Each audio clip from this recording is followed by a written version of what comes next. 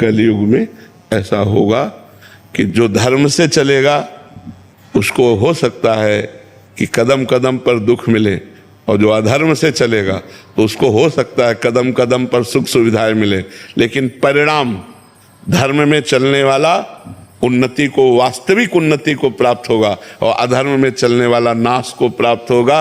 ये पक्का समझ लीजिए। वर्तमान में 2-4 कदम हो सकता है कि अंतर दिखाई दे कि वो पाप कर रहा है और मौज में है। देखो, भगवान के सामने जब श्री कृष्ण भगवान विराजमान थे, शकुन ने अधर्म का खेल खेलकर 12 वर्ष का वनवास और 1 वर्ष का अज्ञातवास पांडवों को दिया कि नहीं दिया? भगवान की उपस्थिति में दिया कि नहीं दिया? तो अधर्मी लोगों का कभी कभी पासा जोर का होता है। ये साक्षात धर्मराज है। हम तुम तो धर्म करेंगे, वो साक्षात धर्मराज है। 12 वर्ष का वनवास और 1 वर्ष का अज्ञातवास, घोर कष्ट में जीवन महापुरुषों ने व्यतीत किया, लेकिन राज सिंहासन पर धर्मराज युधिष्ठिर ही विराजमान हुए और 100 भाई कौरवों के उनका विनाश हुआ। तो हमें लगता है कि हमें हिम्मत रखनी चाहिए और भगवान का आश्रय लेना चाहिए और धर्म से ही चलना चाहिए। नौकरी छूट जाए तो कोई बात नहीं, हम दूसरी तरह जी लेंगे, लेकिन पाप और अधर्म की कमाई से हम अपने को पोषित करेंगे तो हमारा पतन हो जाएगा। हम भगवान से विमुख हो जाएंगे, हम धर्म से विमुख हो जाएंगे, और आज धर्म में चलने वाले का सहयोगी नहीं मिलेगा। आप सच्ची मानिए, अच्छे मार्ग में आप चलना चाहते हो तो आपको कोई साथी नहीं मिलेगा। बुरे मार्ग में चलना चाहते हो, सैकड़ों दोस्त मिल जाएंगे। आप गंगा नहाने के लिए बात करो कि कोई चलेगा तो साथी नहीं मिलेगा, और मदिरालय के लिए तो 20 साथी नहीं मिल जाएंगे।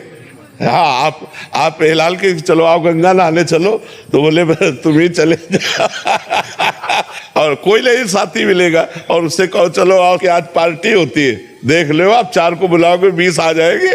तो इसलिए धर्म में तो अकेला ही चलना होता है और लड़ना होता है, सहना होता है। सहयोगी केवल भगवान होते हैं, और अधर्म में 4 लोग सहयोग करने वाले होते हैं, पर पतन होता है। देखो, भगवान श्री कृष्ण अर्जुन की तरफ थे और भगवान की सेना कौरवों की तरफ थी।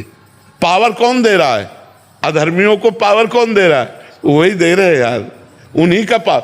आप अकेले अर्जुन की तरफ और नारायणी सेना कौरवों की तरफ थे। पांडवों की महामहिमा है, लेकिन उनके पक्ष में कितनी सेना थी? 7 अक्षौणी, और कौरवों की तरफ 11 अक्षौणी। 18 अक्षौणी सेना थी ना, 11 अक्षौणी सेना कौरवों की तरफ थी। कौरवों की तरफ भीष्म थे, द्रोणाचार्य थे, कृपाचार्य थे, अश्वत्थामा, एक से एक महावीर थे। तो ऐसा नहीं है कि अधर्म का पक्ष कमजोर रहेगा, वो भी बलवान रहेगा, लेकिन अंतिम विजय धर्म की होगी और अधर्म का नाश होगा। ये तो पक्का है। इसलिए बुद्धिमान वही है जो अंतिम निर्णय पर ध्यान दे, वर्तमान पर नहीं, अंतिम निर्णय पर। जी।